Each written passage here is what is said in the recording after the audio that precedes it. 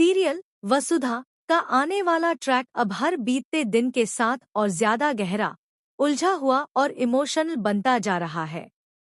कहानी अब सिर्फ रिश्तों तक सीमित नहीं रही, बल्कि मन से मन की लड़ाई में बदल चुकी है, जहां प्यार और नफरत, भरोसा और धोखा, उम्मीद और टूटे सपनों के बीच एक खतरनाक जंग चल रही है। इस जंग की सबसे बड़ी खिलाड़ी है चंद्रिका, जो हर पल, हर चाल के साथ वसुधा और देव के रिश्ते को तोड़ने के लिए कुछ नया षड्यंत्र रच रही है। चंद्रिका सिर्फ बाहरी साजिश नहीं कर रही, वह देव के दिल और दिमाग पर वार कर रही है। वह चालाकी से ऐसी परिस्थितियां पैदा कर रही है कि हर बार दोष वसुधा पर ही आए। वह वसुधा को भावनात्मक रूप से दबाकर उससे वही काम करवा रही है जो उसके खिलाफ साबित हो।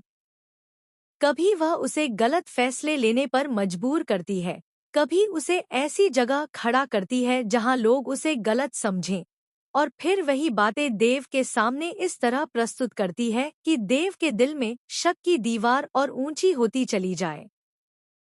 धीरे धीरे देव का रवैया बदलने लगता है।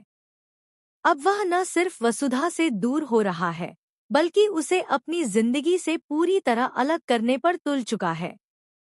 वह वसुधा से कोई मदद नहीं लेता, न उसका लाया हुआ टिफिन स्वीकार करता है, न उसकी किसी कोशिश की कद्र करता है। यहाँ तक कि वह उसे ब्रांड एम्बेसडर की पोजीशन से हटाने का भी फैसला कर लेता है। देव के इन फैसलों को देखकर वसुधा का दिल बार बार टूटता है, मगर फिर भी वह हार नहीं मानती। उसे विश्वास है कि उसका प्यार सच्चा है, कि देव एक दिन उसकी तकलीफ को समझेगा, कि एक दिन यह सब गलतफहमियां मिट जाएंगी। लेकिन किस्मत जैसे उसके धैर्य की परीक्षा ले रही है। वसुधा ने ठान लिया है कि जब तक 1 महीना पूरा नहीं हो जाता, वह इस घर को नहीं छोड़ेगी।